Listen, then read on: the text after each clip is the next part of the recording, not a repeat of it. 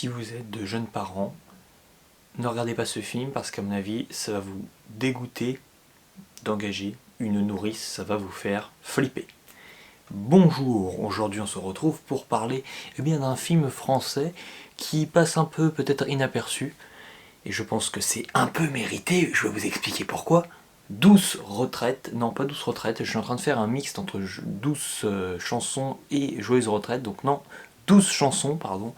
Un film que j'ai... Alors, c'est assez particulier, je ne l'ai pas aimé, c'est-à-dire que pour l'instant, je pense qu'il fait même partie des 10 films que j'ai le moins apprécié de l'année 2019.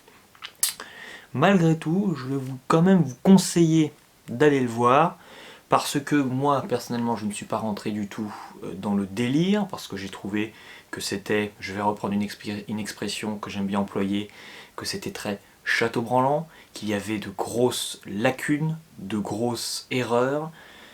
J'en ai plein, vous voyez, là, qui me viennent en tête, mais, attention quand même, je ne vais pas spoiler, mais il y a quand même, oui, quelques passages, quelques thématiques qui sont un peu évasives. C'est dommage parce que finalement, tout ce que le film essaie de t'éjecter et de te balancer un peu vite fait à la figure et pour passer vite à autre chose, c'est ce qui est le plus réussi. Et finalement, ce qui est de moins intéressant, c'est ce qui t'est le plus rabâché dans ce métrage.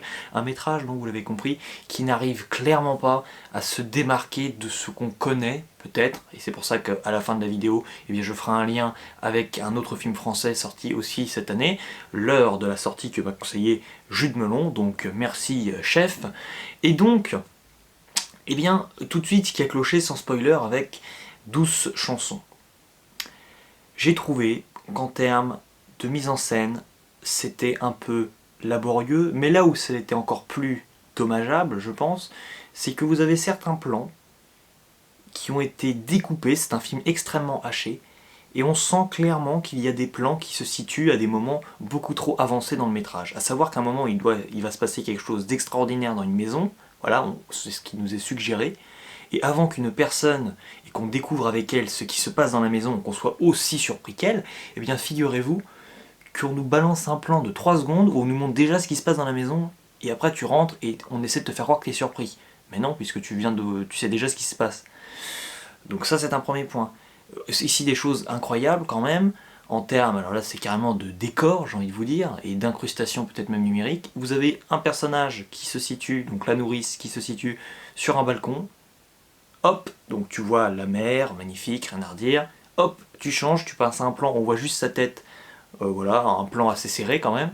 Et tout d'un coup, tu sais pas ce qui se passe, on essaie de te remettre à peu près le même plan quand on te montre cette fois-ci donc le panorama, donc ce qu'elle voit, et là t'as plus de barrière, donc autrement dit elle est en train de voler, elle pourrait se casser la figure. Donc là il manque quelque chose, il manque un balcon, le décor n'est plus en corrélation avec l'endroit où on se situe. Donc vous voyez, c'est un peu des absences, on a l'impression, en termes de réal, qui sont assez... qui posent problème, parce que là bon ça peut vous sembler, voilà, vous pouvez vous dire que ce sont des détails, mais le problème c'est que vous avez comme ça plein de bêtises un peu, je suis désolé, hein. Pareil, vous avez un enfant qui a 11 mois apparemment qui vient de tomber, c'est ce qu'on nous dit en début de film d'ailleurs, qui est tombé de... C'est pas un spoiler, hein, c'est pas un spoil, hein, parce que c'est pas très important au final, ça n'a pas beaucoup de conséquences dans le film, mais il a fait une chute d'1 mètre, on a l'impression que tout le monde s'en fiche, que le gamin il n'a rien, alors qu'à mon avis il devrait un minimum avoir quelques petits problèmes, n'est-ce pas, voilà, physiques, alors je sais pas, ça serait quand même... Enfin, voilà, disons que les personnages, donc c'est-à-dire que le couple qui va engager par la suite donc une nourrice, est assez, je trouve, détestable, parce que ce qui va leur arriver, sans vous révéler ce qui leur arrive, mais ils l'ont tellement cherché parce qu'ils sont tellement lourds, les personnages sont tellement mal écrits, alors encore heureux que leur couple fonctionne encore à peu près, mais c'est tellement terne et tellement basique qu'en même temps ça ne peut que fonctionner, enfin j'ai envie de te dire, si tu n'entends pas grand chose, pourquoi pas.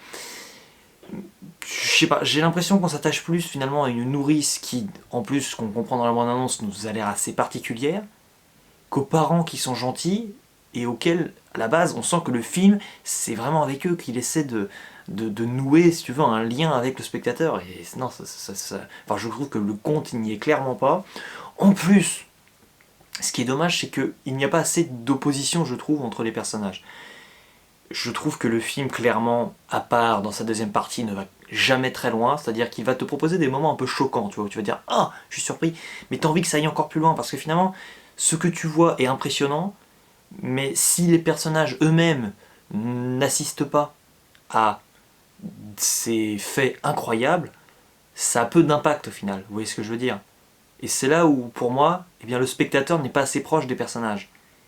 On a vraiment, et c'est un peu le problème du film, c'est qu'on sent qu'on est dans un film, et on ne se sent pas vraiment concerné par un scénario qui est quand même assez mal fichu, avec des personnages, comme je vous dis, qui ont qui sont construits de manière très laborieuse, qui sont très mal amenés, très mal présentés. Surtout, il y a des personnages, vous allez clairement vous demander, enfin vous allez comprendre au bout de 5 minutes, ah bah oui, d'accord, c'est ce personnage-là en question. Les personnages disent tout haut ce qu'ils pensent tout bas, donc ça te fait des dialogues qui n'ont ni queue ni tête. Le cœur du sujet, comme je vous dis, n'y est pas. Les oppositions entre personnages, encore une fois, ne sont pas présentées. Du coup, les seules fois où ils se disputent, c'est pour des bêtises et des broutilles qui n'ont aucun lien avec la thématique principale du film, à savoir le lien entre nourrices, les enfants, les parents dans tout ça, leur place, la place de la famille presque, par rapport aussi à une personne qui est à la base étrangère, qui est là, qui s'immisce dans une vie privée à la base. Mais non, vous allez perdre votre temps, vous allez voir, avec la famille de la nourrice dont on se fiche éperdument, parce que c'est pas en nous balançant 3 phrases de dialogue que d'un coup tu peux construire un élément majeur avec cela et vraiment nous captiver. Il y a des passages, et ça m'agace, où on comprend que le personnage de la nourrice finalement est assez bas de gamme, dans le sens où toutes ces ambiguïtés sont résumées en une scène qui se la joue un peu scène d'horreur, mais c'est un peu malaisant par moments. Vous avez aussi beaucoup de préjugés. Vous avez, voilà, on vous balance des petits trucs bien sexistes à la figure, un peu racistes même. Tu sens que c'est vraiment pas fait pour te faire réfléchir, c'est vraiment amené parce que le réalisateur, tu sens qu'il a envie d'en parler. Et malgré ça, j'ai envie de vous conseiller d'aller voir ce film. Alors vous devez vous dire qu'il est complètement fou. Mais non, pas tant que ça. Parce que, sans vous spoiler, si on y réfléchit bien, après tout, le film, il vaut le coup, donc si évidemment il y a quand même beaucoup de défauts, hein, comme je viens de vous les annoncer, mais là où il parvient, je trouve, quand même à s'en sortir, c'est que déjà, bon, l'actrice principale est juste extraordinaire, elle est aussi donc malaisante dans le mauvais sens du terme, parfois à cause du scénario, mais aussi dans le bon sens du terme, car oui, c'est quand même assez surprenant. Si vous voulez être surpris, concrètement, vous allez l'être, je pense, sauf si vous avez lu le bouquin avant.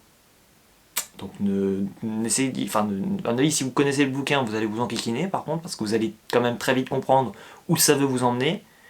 Moi, j'ai pas lu le bouquin avant, bon, j'ai lu après le résumé du bouquin et j'ai compris que, disons que si vous connaissez le bouquin, je pense que ça peut être intéressant en un sens, parce que vous allez savoir comment, enfin, vous allez peut-être du coup vous intéresser à la manière avec laquelle les éléments sont amenés pour en arriver à un dénouement, mais à l'image du film Les Misérables, que j'ai vu avec Les Insupportables du ciné. Je vous renvoie d'ailleurs aux vidéos qui sont sur les chaînes de Jules Melon et Nico Ciné. Par ailleurs, oui, ils m'ont donné un chèque, c'est pour ça que je fais ma promotion. Mais c'est un peu le même problème, enfin c'est pas le même problème, disons, parce que dans Les Misérables, je vous spoil, attention, spoil de 10 secondes. En gros, le film se termine sur une scène qui est déterminante, pleine de suspense. Et là, le film, ici, douce chanson, essaie de faire pareil. Sauf qu'ici, on se demande si c'est pas fait parce que après, ils ne savent plus où aller. Et en gros, mettre le panneau fin à ce moment-là, c'est idéal pour ne pas trop se casser la tête. Mais, malgré tout, pourquoi je vous conseille d'aller le voir encore une fois? Parce que pendant 5 minutes, oui, j'ai été complètement pris. Ça a été très court, mais c'est quand même 5 minutes de cinéma. Et c'est pour ça que je retiendrai ce film malgré tout sur du long terme, à mon avis, juste pour 5 minutes, mais c'est toujours ça de prix. Parce que oui, pendant 5 minutes, j'avais mes mains qui commençaient à être crispées, j'étais accroché à mon fauteuil, j'ai complètement perdu le contrôle de mon corps, je vous assure. J'ai même tapé le voisin, non je rigole, je me calme. Mais d'ailleurs, des personnes très âgées dans la salle, hein, c'est comme Joyeuse Retraite, c'est le genre de film qui n'intéresse que les personnes âgées ou quoi? Non, mais qu'est-ce que ça veut dire? Je suis un vieux jeune, je sais, mais quand même, qu'est-ce que ça veut dire? Je ne comprends pas. Mais non, voilà, bon écoutez, sur Sens Critique, pour moi, à titre personnel, ce sera un 5 sur 10, hein, voilà, je pense que je suis sur un 10 sur 20. Parce que oui, 5 minutes excellentes, je l'avoue, mais bon, c'est dommage que le film n'ait pas été à l'image de ces 5 minutes, sinon ça aurait été un chef-d'œuvre. Écoutez, vu que tout le reste pardon, me paraît un peu... C'est même pas un sentiment de redite presque, hein. C'est plus un sentiment un peu de dépit, parce que moi j'ai quand même eu l'impression que des fois... C'était une succession de scènes qui n'avaient grosso modo ni queue ni tête. Des fois, t'as des personnages qui réagissent de manière complètement forcée et exagérée, complètement démultipliée à des événements et qui décident de résoudre leurs problèmes une semaine après pour, entre-temps, permettre à l'intrigue de se développer. Vous avez un gamin, je sais pas moi, de 11 mois qui tout d'un coup se met à marcher et il se met à courir tout de suite. Mais qu'est-ce qui se passe quoi? Donc écoutez, c'est un film un peu, c'est pas ringard non plus, hein, au contraire, mais c'est un film qui essaie de proposer quelque chose qui est super maladroit et rien que pour ça vaut peut-être le coup de le voir, je vous le conseille. Et donc maintenant je vais finir cette vidéo en faisant un lien avec un film que j'ai revu, donc, comme je vous le disais, L'heure de la sortie. Alors je préfère L'heure de la sortie sur Sens Critique, je lui ai mis un 7 sur 10. Pour moi je mettrais donc un 14 sur 20. Oui, un film, pourquoi je fais déjà un lien avec un parallèle entre ces deux films? Eh bien parce que l'enfant, on va dire, alors avec des âges plus ou moins différents évidemment, parce qu'ici dans ce film on va suivre non pas des gamins de 11 mois à 5 ans, mais plutôt des enfants qui sont donc, enfin plutôt des adolescents d'ailleurs, qui sont en troisième, et finalement le thème des surdoués un peu, qui vont, et pas des sous-doués, attention, passe le bac, mais des surdoués du coup, qui vont être un peu, alors arrogants, mais pas trop, c'est-à-dire qu'on va pas rentrer dans le cliché, dans les préjugés de ah oui, ça y est, ils détestent tout le monde, c'est plus finalement eux-mêmes qui décident de s'en éloigner donc de la société, parce qu'ils ne s'y sentent pas vraiment à l'aise, et sans vous spoiler le film, même si je l'ai quand même bien apprécié, parce que finalement tout cet encadrement scolaire rappelle un peu, fait vraiment la passerelle avec la fameuse nourrice, à savoir qu'ici, vous avez donc un drame qui intervient dès le départ, vous avez un professeur qui se suicide, et donc un fameux remplaçant. Et ici, donc c'est intéressant quand même de constater qu'il va y avoir une certaine prise de sérieux, avec des enfants, en plus les acteurs jouent extrêmement bien, qui vont et bien finalement essayer de faire un deuil, mais de manière très implicite, sans que ce soit vraiment formulé, si vous voulez, tout est extrêmement symbolique dans ce film, et évidemment, donc le professeur remplaçant, voilà, et bien lui se sent presque un peu jaloux peut-être d'élèves qui réussiront mieux leur vie que lui en théorie. Attention, pourquoi en théorie? Parce que voilà, ce sont des surdoués. Bon, lui, c'est un peu le remplaçant, un peu le bouche-trou, quoi, j'ai envie de vous dire. Hein, enfin, c'est pas comme ça que enfin, c'est comme ça qu'on le voit dans le film. Hein, je suis pas en train de faire des amalgames, mais c'est vraiment comme ça que c'est montré, avec donc un proviseur qui ne pense qu'aux notes. Et d'ailleurs, le système de notation est extrêmement rigolo dans ce film. Enfin, rigolo, extrêmement mature, à savoir qu'on va vous balancer des statistiques à la figure tout le temps, il a eu 19 au bac, bravo, félicitations, et tout le toin-toin, mais finalement, ce que le film arrive brillamment à montrer, c'est que les notes, en gros, on s'en tape, ce qui est le plus important, c'est la psychologie et la santé mentale des élèves. Or, évidemment, cette santé mentale, vous en doutez, sinon il n'y a pas de film, elle est brillamment montrée, parce que, encore une fois, donc elle est un peu camouflée, mais il va y avoir un adulte, donc le professeur remplaçant, qui va quand même aller s'y intéresser. Finalement, c'est un peu le seul qui va essayer de leur apporter quelque chose, malgré que ce soit peut-être celui, en théorie, peut-être, en termes de réflexion, enfin, comment dire, en gros, c'est simple, le personnage, à mon avis, du remplaçant, c'est celui qui est le plus dévoué pour ses élèves, et c'est peut-être celui qui, en théorie, a le moins de choses à leur apporter potentiellement si vous voulez, mais c'est lui qui va maximiser son potentiel pour les aider, et il va se ranger à 100% derrière eux. Alors bon, ce qui me saoule un peu quand même dans ce film, c'est que des fois vous avez des scènes qui paraissent géniales, mais qui ne sont au final que des rêves. Alors ça m'agace, hein, parce que c'est... En gros, tu peux tout te permettre, après oui, bah tiens, il est en train de rêver, il a fait un cauchemar. C'est un peu comme les visions, tu vois, qui interviennent dans les films comme Avengers 2, quoi. C'est vraiment... c'est pas pareil dans Avengers 2 parce que là c'est juste que c'est vraiment réel dans Avengers 2 l'histoire de la vision avec Thor, mais ça te paraît un peu toujours paillettes, c'est magique, ça sort un peu de nulle part, au final il n'y a aucune conséquence sur rien, bizarre. Mais pourquoi je relis ces deux films? Parce que leurs fins sont toutes les deux, sans les révéler, extrêmement dures mais plutôt fatalistes, enfin dures mais surtout fatalistes. le film met les mains dans le cambouis, les deux hein, quand même, c'est ce que j'apprécie, même si plutôt ce film lors de la sortie. Et les acteurs donc s'en sortent extrêmement bien. Il y a Dimitri, c'est-à-dire moi qui suis dans le film. Non, je rigole, mais c'est toujours agréable d'entendre son prénom tout le temps dans le film. Oui, quand on a un ego surdimensionné, n'est-ce pas? Non, plus sérieusement, attention. Mais si vous voulez, oui, bon, évidemment, enfin pour moi c'est pas un film parfait quand même du tout, mais je vous le recommande chaudement, voilà, le rattraper absolument. Il sera dans mes tops de l'année, parce que moi j'ai décidé dans mes tops de l'année de parler de tous les films auxquels je mets au moins 14 sur 20, donc il entre parfaitement, enfin tout juste dans cette catégorie. Mais si vous voulez, ce qui m'a aussi quand même surpris avec ce film, c'était...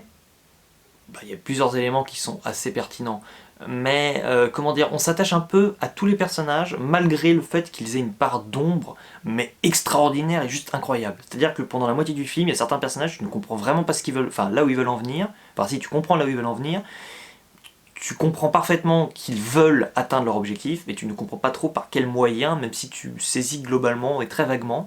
Et c'est un film donc un peu mais qui propose un voile qui va finalement se baisser, non c'est pas ça, plutôt un rideau voilà, de théâtre qui tout d'un coup va s'ouvrir et à la fin tout te paraît clair et peut-être que même qu'un second visionnage est à ce moment-là peut-être le plus judicieux. Donc un film qui est très profond, tout comme donc 12, pas de bêtises cette fois, 12 chansons, deux films que je vous recommande, qui sont liés donc à l'enfance ou l'adolescence, avec les rapports avec les adultes, qui ne sont pas évidemment simples, faciles, mais comme vous avez pu le voir dans la première partie de critique, là où 12 chansons est peut-être un peu trop simpliste et manichéen, ici on nous propose un film qui est peut-être un peu plus adroit, ça c'est clair, et qui a une démarche qui est peut-être un peu similaire, même si je pense qu'elle est un peu moins démonstrative dans le visuel et dans comment dire, la volonté de choquer le spectateur, même si certes à la fin les deux passages dans les deux films respectifs sont quand même assez prenants. Ce sont des films donc qui peuvent à mon avis vous émerveiller, je pense, même si je les trouve un peu donc inégaux dans leur construction respective. Écoutez mes chers amis, il ne me reste plus qu'à vous souhaiter une bonne nuit. Non je rigole parce que je tourne cette vidéo très tard. Non je rigole. Mais plus sérieusement donc, eh bien, est-ce que vous avez l'intention de voir ces deux films? Est-ce que vous les avez vus? Est-ce que vous les aimez? Et moi je vous dis ciao et à la prochaine. Allez, je vous tease le film que j'attends le plus à la fin de l'année. Rendez-vous chez les Malawars. Non mais je rigole, hein, évidemment que c'est Star Wars 9. Power!